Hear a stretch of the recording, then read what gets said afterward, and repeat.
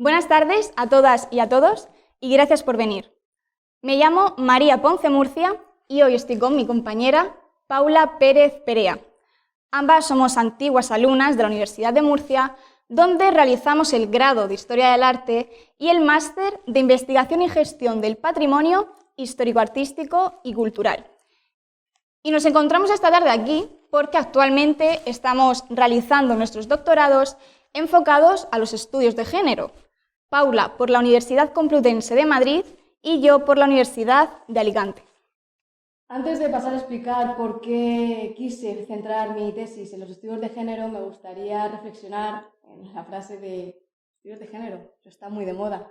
Se me asemeja mucho a la frase también de historia del arte. ¡Qué bonito! Eso aprendí mucho en bachiller.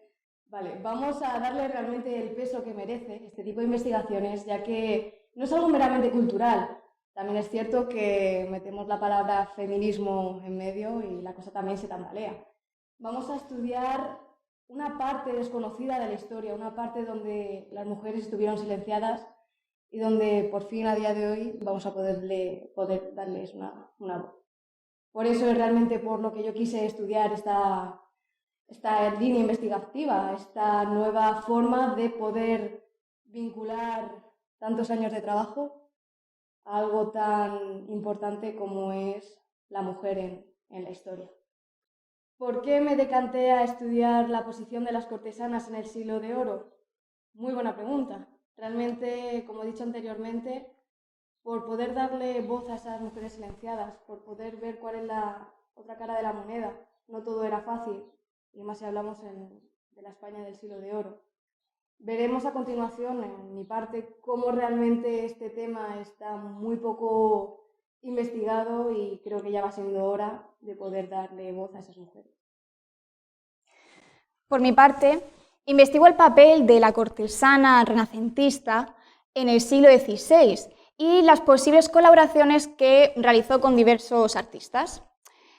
Todo desde una perspectiva de feminista, de género. Y el motivo por el que escogí los estudios de género fue porque siempre se nos ha enseñado la historia desde una vista, de una perspectiva masculina. Y por lo tanto, en mi opinión, ciertas asignaturas son impartidas de forma incompleta. Porque la Tintoreta podría haber sido mejor que su padre, pero era una mujer.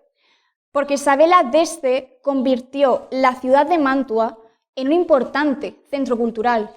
Conoció artistas como Tiziano, Giorgione, Leonardo da Vinci, pero claro, era una mujer. Porque frente a los prejuicios del momento, muchísimas mujeres posaron y que sin ellas ciertas obras no existirían actualmente. Estas figuras fueron ocultadas, fueron silenciadas a lo largo de la historia. Afortunadamente hay personas que quieren darles el reconocimiento que se merecen. Por lo tanto, y tal y como dice el título, vamos a hablar sobre un personaje en concreto estudiado desde dos puntos de vista: la mujer, pero no una cualquiera. Abordaremos la figura de la cortesana y su papel en la historia del arte. Y para darle un enfoque más amplio, yo me encargaré del surgimiento de estas mujeres en Italia en el siglo XVI y su admiración por ellas en el Renacimiento italiano. A continuación, mi compañera Paula se centrará en España, en el siglo XVII, donde mostrará las diferencias de la cortesana con respecto a la mentalidad del resto de Europa. Señoras y señores, comencemos la conferencia Las cortesanas, privilegiadas del Renacimiento, pecadoras del Barroco. Abro esta conferencia con una pregunta. ¿Qué es el Renacimiento? El término renacimiento hace referencia al verbo renacer, es decir, después de un recogimiento hacia Dios, la sociedad vuelve su mirada hacia los ideales de la cultura clásica, Grecia y Roma como modelos de perfección. Sin embargo, no todo era bonito en aquella época. Si nos trasladamos hacia esa Grecia clásica y concretamos en la mujer, la mayoría de ellas sufrían discriminaciones, por ejemplo, cuando nacían.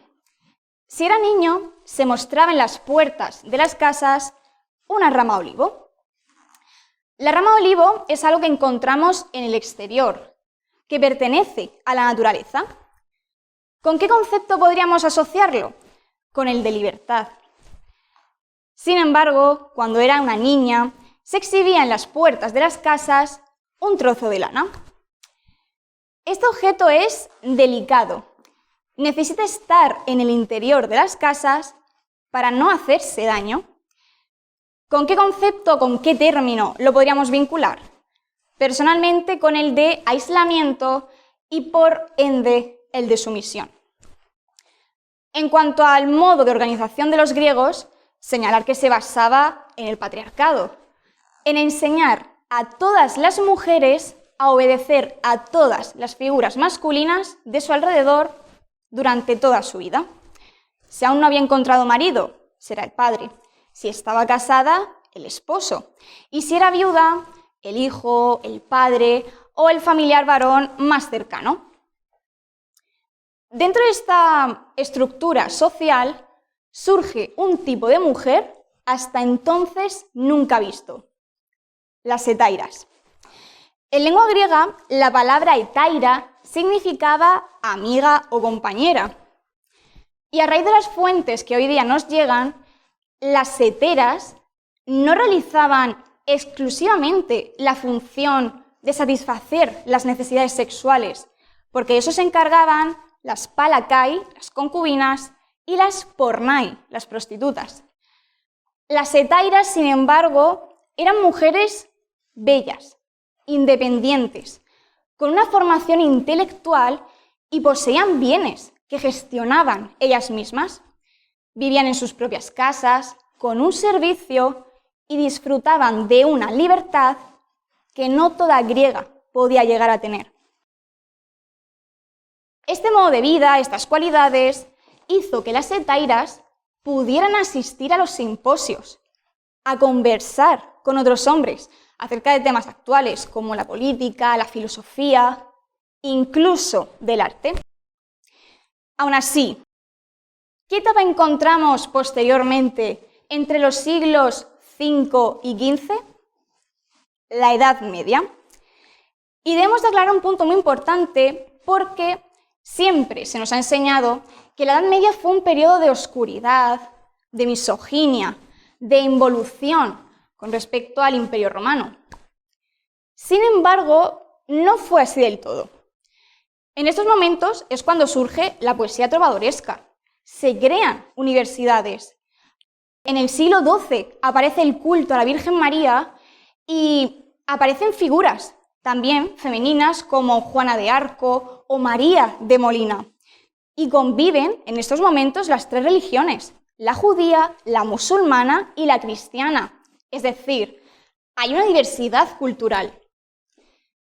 Sin embargo, las hetairas comenzaron a desaparecer por la imposición de los valores católicos, como la monogamia o el matrimonio como meta de toda mujer. No fue hasta el siglo XIV en Italia cuando surge el Renacimiento, corriente que se expandirá al resto de ciudades europeas entre los siglos XV y XVI. Como hemos dicho al principio, el Renacimiento supuso una renovación de los valores filosóficos, plásticos y estéticos de la antigüedad clásica. ¿Y qué figuras surgidas en aquel periodo volvieron a ganar popularidad? Las hetairas, pero esta vez con el nombre de cortesana. La palabra cortesana proviene de la Italia del siglo XIV con el término cortillano, palabra que se traducirá al francés courtisan y posteriormente al inglés courtesan. Una vez explicado brevemente los orígenes de las cortesanas y su vuelta en el Renacimiento, centrémonos en una de las ciudades con mayor número de cortesanas: Venecia. Venecia es una ciudad situada al noreste de Italia y al norte del mar Adriático.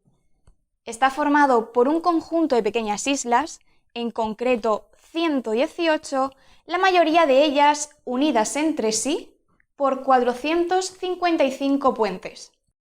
Y lo curioso de esta ciudad es que el transporte que suele utilizar sus habitantes son los vaporetos. Las famosas góndolas que hoy conocemos siguen funcionando, pero no como antiguamente. Hoy día están más destinadas al turista. Con todo, Venecia fue fundada en el siglo V y sus habitantes aprovecharon su posición para especializarse tanto en la navegación como en el comercio, exportando así a Oriente y a Occidente. Y con el paso de los años se convirtió en una gran potencia económica y centro de diferentes culturas.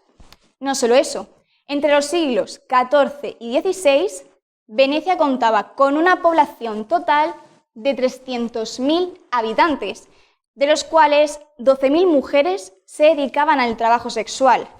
Esto incluía tanto a cortesanas como a prostitutas. Y debemos hacer aquí otra pausa, ya que aún se suele confundir el término cortesana con prostituta. Por lo tanto, antes de centrarnos en las protagonistas de esta conferencia, es necesario aclarar ambos conceptos. La primera diferencia que encontramos es la educación. Las cortesanas querían ser figuras cultas y por lo tanto eran instruidas en diferentes ámbitos gracias a humanistas y poetas. Como dato curioso, cuando salían a la calle, llevaban consigo un volumen de Ovidio o de Boccaccio, porque querían copiar a las damas privilegiadas. Las prostitutas, por el contrario, no tenían una formación intelectual, porque su única función era la satisfacción sexual. Como segunda diferencia, tenemos que destacar el rufián, es decir, aquel que las introduce en este mundo y quien saca parte del beneficio. En el caso de las cortesanas, eran sus propias madres. Esto era habitual en la Venecia del siglo XVI, donde las cortesanas instruían a sus hijas. Un caso muy particular fue el de Paola Fracassa, la cual instruyó a su hija Verónica Franco. En el caso de las prostitutas era un rufián, es decir, una persona que ni siquiera conocen. Y como última diferencia, aunque podríamos enumerar más, debemos de señalar el lugar, el sitio donde viven y trabajan. Las cortesanas tenían un poder adquisitivo decente, por lo tanto, recibían a sus propios clientes en sus casas, para no ser interrumpidas. No obstante, las prostitutas tenían su propia zona, concretamente el barrio Rialto Carampane, donde localizamos el famoso Ponte delle Tette. Se dice que desde el puente, estas mujeres se inclinaban hacia el canal para llamar la atención de los clientes. Una vez que hemos delimitado las diferencias entre una prostituta y una cortesana, centrémonos en las protagonistas de esta conferencia. Y un punto muy interesante sobre las cortesanas es su vestimenta, porque estaban atadas a una serie de prohibiciones y obligaciones. Por ejemplo, una prohibición era que no podían portar ni oro, ni plata, ni joyas, ni perlas, porque estos elementos, estos accesorios, estaban destinados a las mujeres honestas, a las mujeres casadas. Por lo tanto, las cortesanas buscaban imitaciones baratas. Y una obligación era que debían de llevar o un pañuelo, o una capa, o un chal de color amarillo, para poder ser perfectamente identificadas. Como curiosidad y para llamar más la atención, utilizaban unos zuecos elevados de hasta 60 centímetros de altura. Se llamaban zoccoli y estaban compuestos por una suela de madera y cuero. Además de para destacar por encima de las demás, se usaban para proteger los vestidos largos de la basura o para caminar sobre el agua alta. El agua alta es un fenómeno que se da entre los meses de otoño y de primavera. El agua del mar sube e inunda parte de Venecia, por ejemplo, la Plaza San Marcos o la isla de Burano.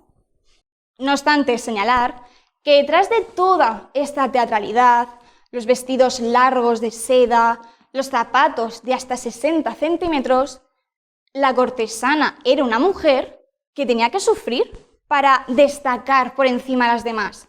Por ejemplo, cuando se ponían los zocoli, la mayoría de ellas se caían, se hacían daño y aún así eso provocaba la risa y la burla de los hombres.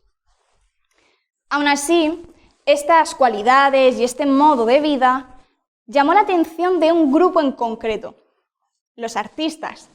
Pintores de la talla de Tiziano, de Tintoretto, de Palma y Vecchio se interesaron por las cortesanas, tanto como para establecer vínculos de amistad y que con el paso del tiempo se tradujo en colaboraciones. Ellos pintaban y ellas posaban. Sus rostros hoy día los podemos encontrar en muchísimas obras, pero hay un tema donde predominaban: el mundo pagano.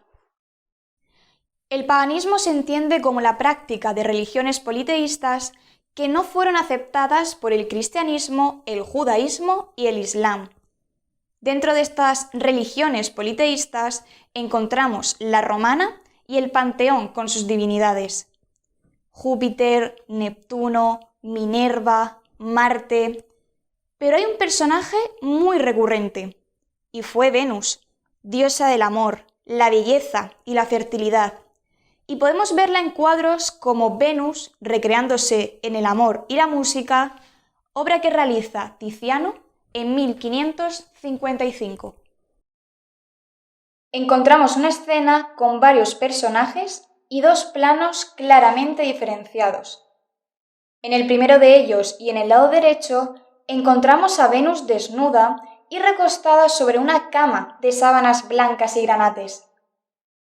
Está mirando a Cupido, sin percatarse de que un organista le está mirando, y no a los ojos, precisamente. Es una escena cargada de erotismo. Un cortinaje de un color rojo vivo delimita esta escena con la del segundo plano. Se trata de una villa clásica o renacentista cuyos personajes o elementos que inserta Tiziano aluden al amor sexual.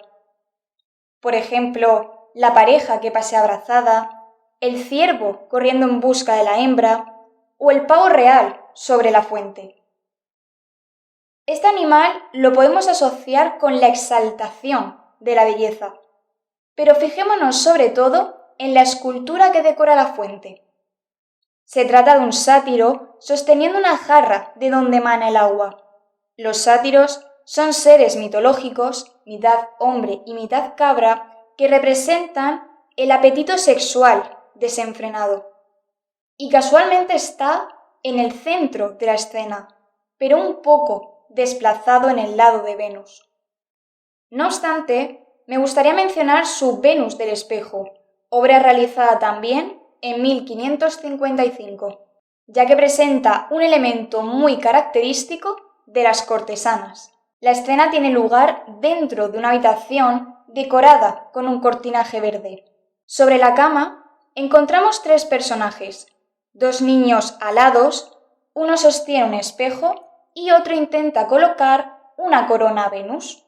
Quedémonos en la figura de Venus. Está colocándose un manto de terciopelo granate con piel en algunas zonas, es decir, está evocando el sentido del tacto.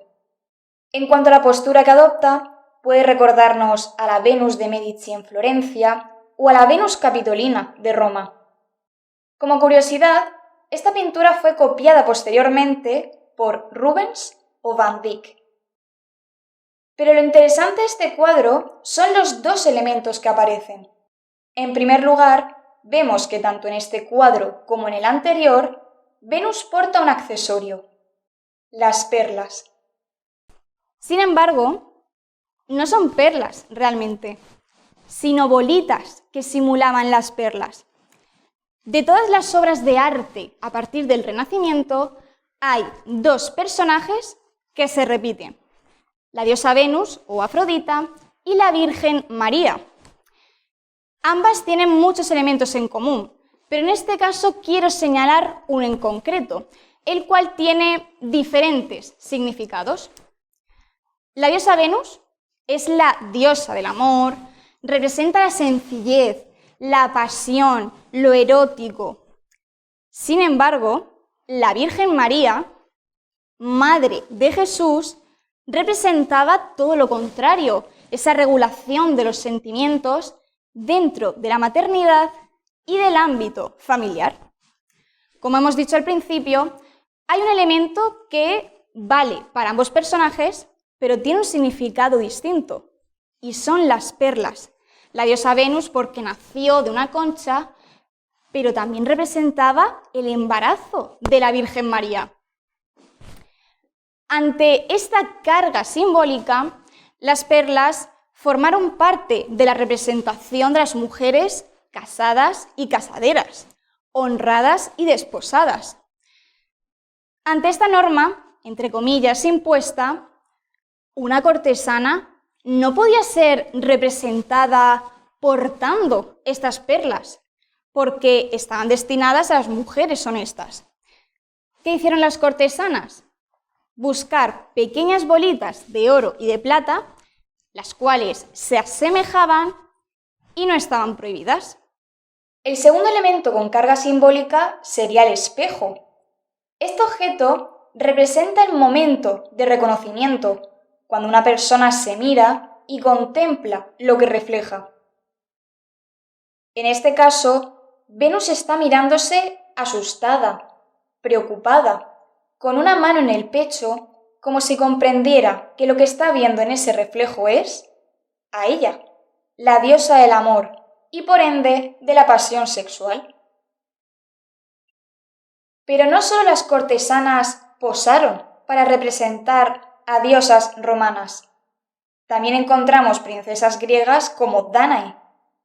Observemos las obras que realizan Tiziano y Tintoretto. Ambas muestran la misma escena y los mismos personajes. Vemos a la protagonista, Dánae, sobre una cama de sábanas blancas y cortinaje rojo. Está desnuda y aparece con unos pendientes de supuestas perlas. Debajo de ella encontramos un perro guardián que no se asusta por la presencia de las monedas cayendo. Por si alguien lo desconoce, esas monedas representan a Zeus que, enamorado de Dánae y encerrada en una torre, quiere llegar hasta ella. Como último personaje y el más importante para entender la obra, debo de mencionar a la sirvienta de Dánae recogiendo esa lluvia con el delantal. Pasaría desapercibida para nosotros, pero si leemos el mito de Dánae, lo que cae del cielo es literalmente lluvia, que insemina a la princesa. En ningún momento aparece la palabra moneda o dinero. Por lo tanto, y en mi opinión, ambos artistas han querido representar una escena propia del mundo de las cortesanas con esa madre proxeneta que recoge el dinero de los clientes con el delantal y lo ha mezclado con una historia pagana. Venus y Dánae solo son dos de los muchos personajes que los artistas realizaron con la ayuda de las cortesanas, porque las mujeres casadas, las mujeres decentes, tenían prohibido posar desnudas, por el qué dirán. ¿Y por qué guardo la teoría de que ciertos personajes femeninos que vemos hoy en determinadas obras son cortesanas? Porque existió un libro llamado Catálogo de todas las principales y honorables cortesanas de Venecia. Este escrito, redactado por hombres, tenía como objetivo clasificar y plasmar a todas las mujeres de este mundo, para el turista o los mismos venecianos. Aparecía el nombre, una breve descripción física y cuánto costaba su servicio. Podría decirse que ciertos artistas utilizaban este catálogo para encontrar a su musa. no puedo terminar mi parte de la ponencia sin mencionar a 3 mujeres reconocidas y admiradas por todo el mundo. Fueron mujeres inteligentes, guerreras, que se hicieron un hueco dentro de este mundo de hombres. Tulia d'Aragona, Gáspara Estampa y Verónica Franco. Tulia d'Aragona se convirtió en una de las cortesanas literatas más célebres. Fue educada por su madre, Giulia Campana de Adria, también cortesana. Estuvo viviendo en Venecia desde 1534 hasta 1537, donde se hizo famosa, sobre todo por su belleza física y sus talentos musicales y poéticos. Fue la primera cortesana que escribió un tratado amoroso llamado El diálogo dell'infinita d'amore en 1547. Gáspara Estampa se mudó con su familia a Venecia cuando tenía 21 años y ganó popularidad por su talento musical e inteligencia. Se hizo tan conocida que el mismo Francesco Sansovino le dedica en 1545 su Ragionamento, donde le escribe que continúe con su trayectoria profesional a pesar de las críticas de los hombres.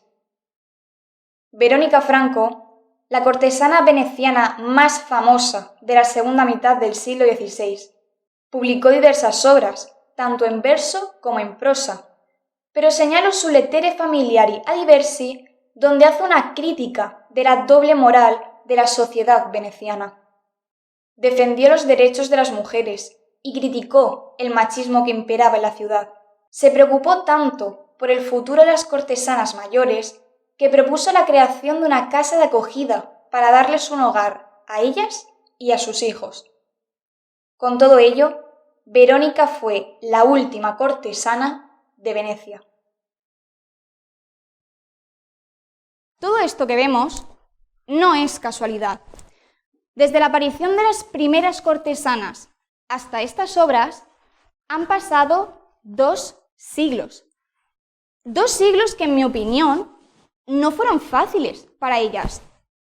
Y ver que al final lo consiguieron, que llegaron hasta donde se lo propusieron, que artistas tan importantes las necesitaran, porque sin ellas muchísimas obras de arte no existirían. Me parece, en mi opinión, un campo de estudio digno de investigar. Pero no nos adelantemos a los acontecimientos.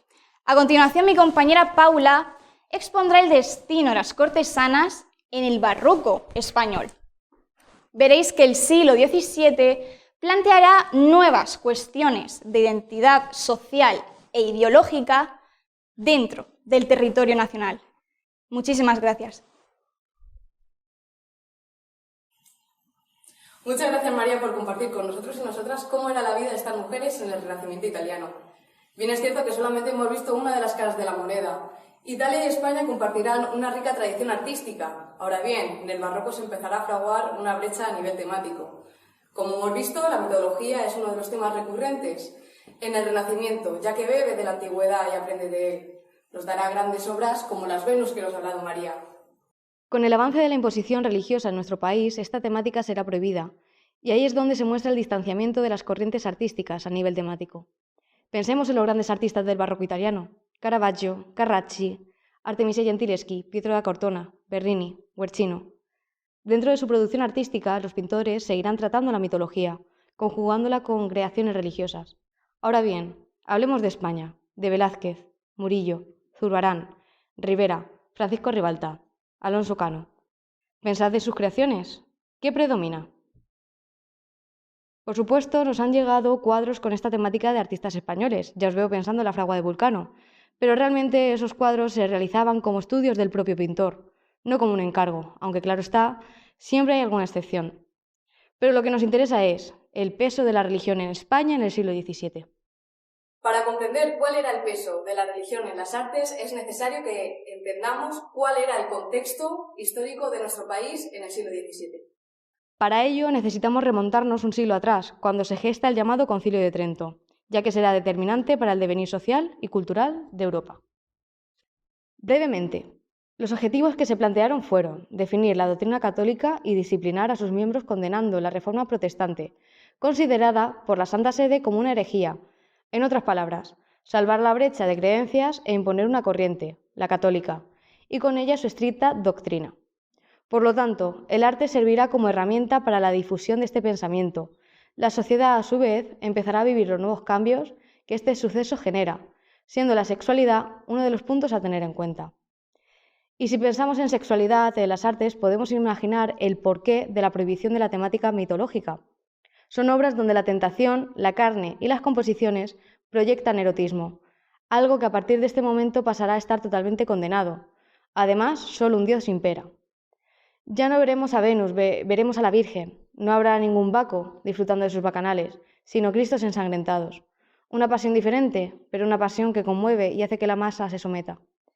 En esta época surgirá el Tratado de Pintura de Francisco Pacheco, suegro y mentor del pintor de pintores, Velázquez, donde dejará constatado la manera adecuada de ciertas representaciones, como es el caso de los clavos que deben presentar los crucificados, pasando de 3 a 4 clavos. Es así como podemos presenciar el estudio que esta temática nos ofrece, y con ello el peso de ciertas imágenes. Pero ahora bien, ¿cómo es el trato de las figuras femeninas?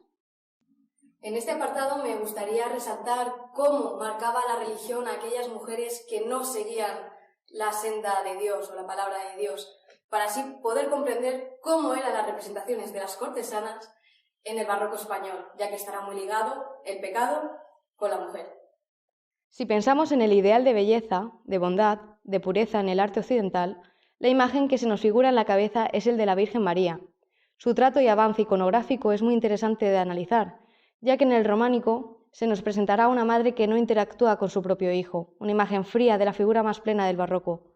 Podremos ver que, según el avance de la doctrina, la representación evolucionará hacia una corriente de blancura, que llenará el corazón de los creyentes con el amor que tan solo una madre es capaz de ofrecer. Y diréis, ¿tú no ibas a hablar de pecadoras? Sí, pero es necesario que nos quedemos con el concepto de cómo actúa la religión mediante el arte según el contexto que estemos tratando. En la Edad Media encontraremos un Dios vengativo, que señala y castiga, por lo tanto la frialdad estará presente. Pero ¿qué interesará mostrar en una época donde el sometimiento de la población es lo importante? Una figura venerable, y quién si no, que la Virgen María. Por lo tanto, esto dará lugar a una situación peyorativa para aquellas mujeres, las cortesanas, que no sigan la palabra de Dios. Una de las figuras que lleva el pecado cosido a su piel es Lilith, como bien diría aquí nuestra amiga María, la primera mujer feminista de la historia. Brevemente, si nos referimos a Lilith partiendo de la tradición bíblica, más concretamente de una versión transmutada de la leyenda de este personaje que se recoge en un Midrash del siglo XII, hablaremos de la primera compañera de Adán, pero ella no será creada de su costilla, sino de la inmundicia y del sedimento. Por lo tanto, en esta ocasión, la mujer no partirá del sometimiento, sino desde una igualdad pura, y eso es algo que ella plantea a Adán cuando éste quiere obligarla a que ella adopte una posición sumisa ante él. Como resultado, Lilith abandonará el Edén para pasar a vivir a la región del aire, donde se unirá al demonio y con ello la tradición le impondrá un papel de mujer vengativa, de femme fatale, un rol que sigue acompañándonos a las mujeres incluso a día de hoy en esta sociedad patriarcal en la que vivimos. Por lo tanto, la representación de este personaje irá ligado obviamente al mal, y dentro de la iconografía religiosa la serpiente será un símbolo destacado. Así que sí, somos herederas de Lilith, de la Lilith que luchó por su consideración como igual, la que no se sometió. Siguiendo la línea del Edén, la próxima víctima será Eva, tentada por esa serpiente con la que también se lleva Lilith. Como bien es conocido, Eva sí que será creada a partir de la costilla de Adán, por lo que su existencia ya va ligada al sometimiento. Será Eva la que caiga en la tentación de comer la manzana, y será ella la que tiente a Adán para que también la pruebe. Vamos, que la primera toma de contacto de la mujer con el mundo, recordemos que, a partir de la tradición bíblica, conlleva que el caos sea una apuesta segura. Por supuesto, tanto Eva como Adán serán expulsados del paraíso, pero el pecado irá marcado para siempre sobre ella. Cuando Raquel vio que no podía dar hijos a Jacob, tuvo envidia de su hermana y le dijo a Jacob, «Dame hijos, o moriré». A lo que Jacob, enojado, le respondió, «¿Acaso crees que soy Dios? Es él el que te ha impedido tener hijos». Raquel le respondió, «Aquí tienes a mi criada Bilhá, acuéstate con ella y que dé a luz en mis rodillas. Así mediante ella yo también podré formar una familia». Bien es cierto que no podríamos tildar a Bilhá como pecadora, ya que realmente forma parte de una situación. Pero me gustaría reflexionar en tanto al trato del cuerpo ajeno para conseguir un fin, como hace Raquel. En el siglo XVII encontraremos que mujeres, rufianes, maridos, mediante el cuerpo de las cortesanas, de las prostitutas, de las cantoneras, conseguirán un beneficio económico, como hizo Raquel, para poder formar una familia. Ahora bien, centrándonos ya en el siglo XVII, me gustaría destacar uno de los personajes que tuvo bastante relevancia dentro de las representaciones religiosas. Hablemos de María Magdalena, compañera, discípula y prostituta. La controversia que liga a María Magdalena, la que presenció la resurrección de Cristo, con la prostitución, viene del Evangelio de San Juan. Por parte de la Iglesia Católica se acepta que esta mujer se dedicase a la prostitución, pero la Iglesia Ortodoxa lo niega, debido a que lo considera una identificación errónea, ya que podría ser que la prostituta en cuestión fuese María, pero de Betania. Podemos considerar o bien que ambas eran personas diferentes o tal vez que fuesen la misma. Si nos posicionamos en esta última teoría, la que apoya a la Iglesia Católica, encontramos la importancia que recibió María Magdalena a la hora de ser representada en el Barroco.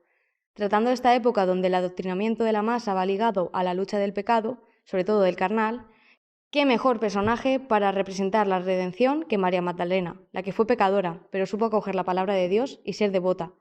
Por ese motivo encontraremos una corriente que refleje la penitencia de esta mujer por los pecados cometidos.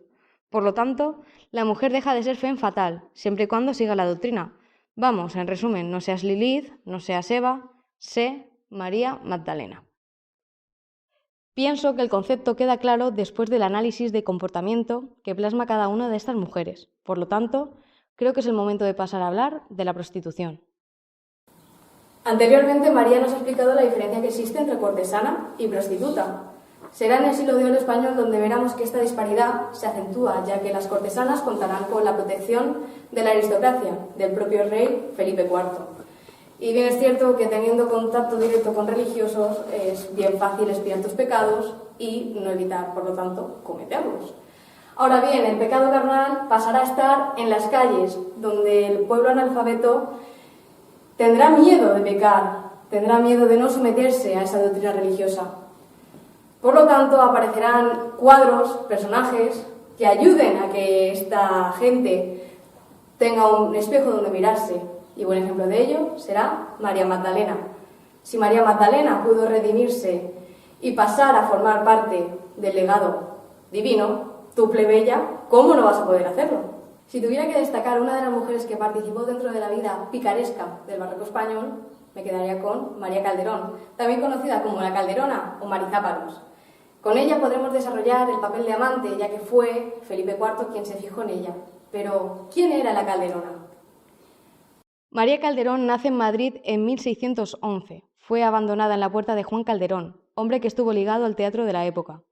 Encontramos aquí el vínculo directo con su faceta de actriz. Hará su debut en el Corral de la Cruz, donde conocerá al monarca. Sé que ella no participará dentro de la corriente de las cortesanas, pero quiero destacar su persona ya que pasó a tener bastante relevancia dentro de los amores de Felipe IV. Y es que el rey tuvo un gran y ferviente recorrido amoroso, desde actrices como la Calderona, damas, cantoneras, criadas. Y diréis, con el movimiento tan férreo que se estaba gestando en torno al pecado, menuda imagen más adecuada aportaba el rey a sus siervos. Y es que, aunque cueste creerlo, Felipe IV era un gran devoto. Confió esta parte espiritual de su vida a Sor María Jesús de Ágreda, abadesa del convento de Madres Concepcionistas de Ágreda, Soria, quien rezaba para que el rey lograse vencer al demonio, pero el esfuerzo de evitar pecar nunca logró hacerlo. Es más, con la Calderona ni se esmeró en ocultar su relación, ya que incluso le otorgó un palco dentro de la Plaza Mayor de Madrid. Sabiendo, pues, cómo se las gastaba el rey del momento, vamos a pasar a hablar en profundidad cómo era la vida de las mujeres que ejercían la prostitución. Así pues, podréis imaginar que la vida del sexo por el sexo por el placer, solamente tendrá cabida dentro de la vida de la aristocracia. Ahora bien, ¿cómo era la situación en las calles? Veremos que en el siglo XVII aparecerán diferentes categorías dentro de la prostitución. Pasaremos a la primera de las cortesanas, no sin antes nombrar un documento original del siglo XVII, donde Antonio Bruñuel, un francés, recogería en su Voyage d'Espagne la situación que vivía Madrid, sobre todo, en las calles. Cuando se habla de los grandes gastos de los españoles y se desea saber cómo arruinaban, no habiendo entre ellos mucha pompa ni mucho lujo, ni teniendo costumbre de ir a las armadas, todos los que han vivido en Madrid me aseguran que son las mujeres las que destruyen la mayor parte de las casas. No hay hombre alguno que no tenga su dama y que no trate con alguna cortesana. Y como no las hay en toda Europa ni más vivas ni más descaradas, y que entienden más bien aquel maldito oficio, cuando llega a caer alguno en su red, lo despluman bellísimamente. En ninguna otra ciudad de Europa se encuentran más a todas horas. Bien es cierto que este fragmento hablará de Madrid, pero tendremos que tener en cuenta que existirán diferentes focos a nivel nacional donde la prostitución estará presente, y dos de ellos serán Sevilla y Valencia. Las cortesanas eran mujeres formadas, con clase y con grandes dones sociales. No figuraban dentro de la vida de pícaros y rufianes, ya que por su alto nivel tenían la posibilidad de tratar a la alta sociedad. Bien es cierto que es incomparable la situación que se vivía en Italia con la que se vivía en España, pero tenemos que tener en cuenta que ellas, por un lado, no tenían la necesidad de hacer la calle y, por lo tanto, engatusar a sus clientes, y por el otro, necesitaban ser invisibles, no se debía saber con quién o para quién trabajaban. Es bastante significativo que, por ejemplo, conozcamos el nombre de Filide Melandroni, cortesana con la que Caravaggio mantenía contacto, pero a su vez no tengamos el nombre de ninguna de las que se codearían con los artistas españoles del momento. Para enfatizar un poco más en este hecho, si recordamos las obras que María ha tratado sobre la representación de Danae o de Venus, en ningún momento se les oculta la cara a las modelos, sino que se plantea como un retrato de temática mitológica. Ahora bien, aunque contemos con una escasa producción de obras mitológicas, pensemos un momento en la Venus del espejo de Velázquez. Partiendo de la base de que nos enfrentamos a un desnudo femenino, el artista obvia identificar a la supuesta modelo. Si bien es cierto que el pintor sevillano se forma en el estudio de la anatomía cuando visita Italia, es a mi parecer indispensable que Velázquez contase con una modelo para poder sacar adelante este cuadro. Por supuesto, la identidad de la mujer se ha convertido en todo un dilema, algo que dentro de la pintura española estamos bastante acostumbrados y acostumbradas. Está claro que la situación de estas mujeres en nuestro país era bastante complicada, ya que su existencia se tenía que limitar simplemente a ser invisibles. Por lo tanto, en nuestro país no tendremos la oportunidad de conocer a ninguna Tulia de Aragona ni a ninguna Verónica Franco, simplemente mujeres que han pasado a ser parte de la historia como pecadoras. Dentro de los rangos de prostitución encontraremos que las mancebas serán las siguientes a destacar. Estas tenían como rufián a su propia pareja y ejercían dentro de la mancebía o burdel. Como hemos nombrado anteriormente, las más importantes serán las de Madrid, Valencia y Sevilla. Pero claro está que a pesar de no ser el peor rango de prostitución, encontraremos una sobreexplotación de los hombres sobre sus mujeres. Para poder tratar esta situación a nivel documental, me gustaría destacar la obra de Salas Barbadillo, El sagaz Estacio, marido examinado. En ella veremos recogida la situación de estas mujeres. Vuelvo a rescatar el concepto de la libertad que poseían en Italia, para someterlo a la comparativa de que aquí las damas cortesanas, para poder legalizar su situación, necesitaban acceder al matrimonio, claramente falso, y con ello ejercer sin ningún tipo de riesgo, ya que mediante ese matrimonio se generaba una tapadera. Ahora bien, no estaban exentas de riesgo, ya que el propio marido, aun habiendo aceptado el trato, podía volverse en su contra y exigir que se cumpliese con su papel de casada. Y esto es lo que Salas Barbadillo recoge a modo de sátira. Las mancebas adoptaron una manera propia de vestir, luciendo medio mantón negro. Pasarán a ser conocidas, pues, como damas de medio mantón. El propio Quevedo lo recogerá en algunas de sus obras. Ahora bien, debían de acreditar ser mayor de 12 años, haber perdido la virginidad y ser bien huérfanas o abandonadas nunca dentro de una familia noble. La mancebía o burdel serán los focos que más surgirá cerrar, así como evangelizar, ya que se tratará del lugar oficial donde el pecado residiría. Esta problemática se llevaba estirando desde siglos atrás, ya que la cuestión de prohibir la mancebía generaba que la actividad callejera se incrementara. Acción, reacción.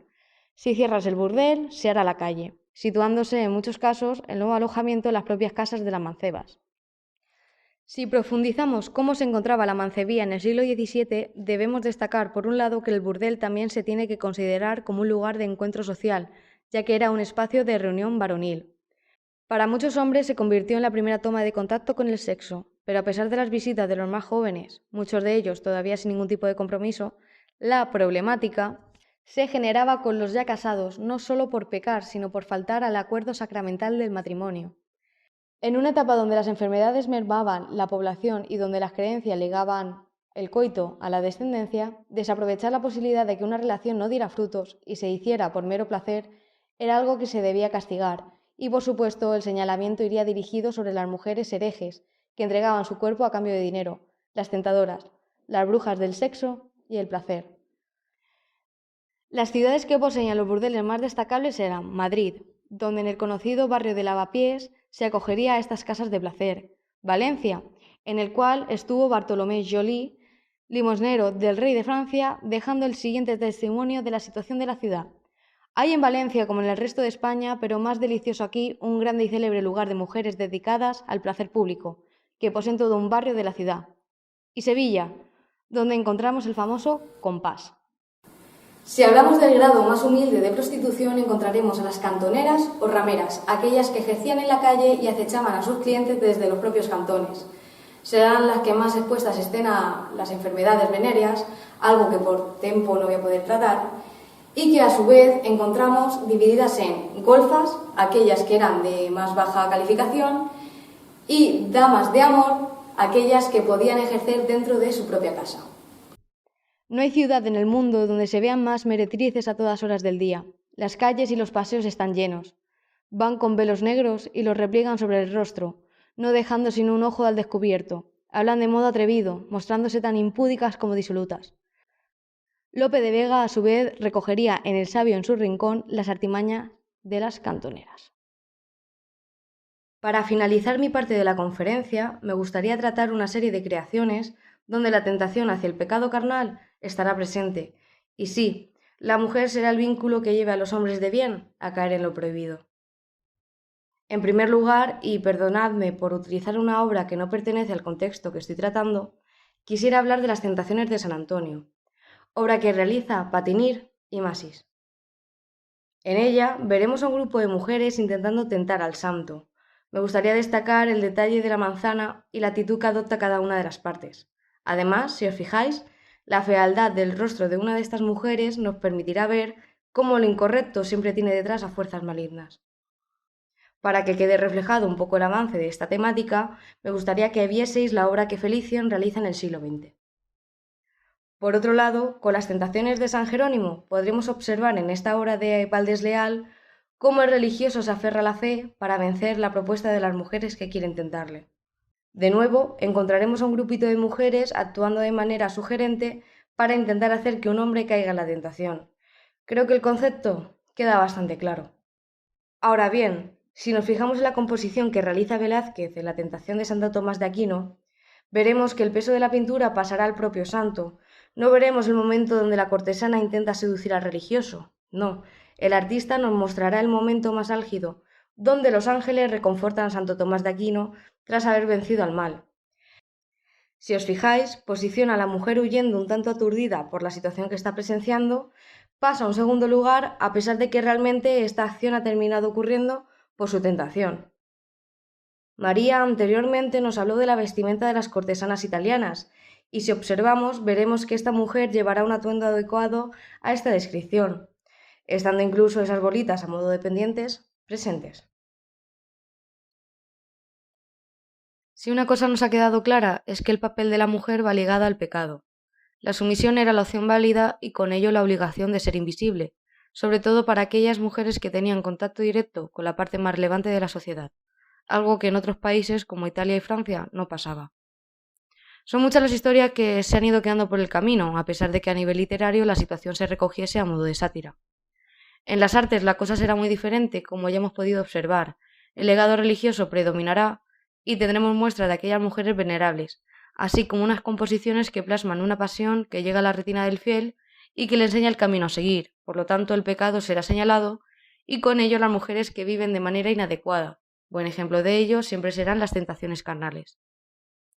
Creo que es necesario comprender la dificultad que conllevaba ser mujer, solo por el simple hecho de serlo, ya fueras aquella que se ocupaba del hogar y la familia o aquella que por obligación vendía su cuerpo. Sea como fuere, el silencio y el paso del tiempo haría desaparecer tu historia.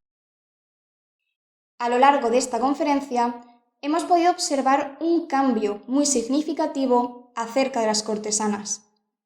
Vimos un renacimiento de las hetairas griegas, una admiración por aquellas mujeres cultas, bellas e independientes, que tuvieron un papel muy importante en la historia del arte. Pero siempre pasa lo mismo. La sociedad las silenció.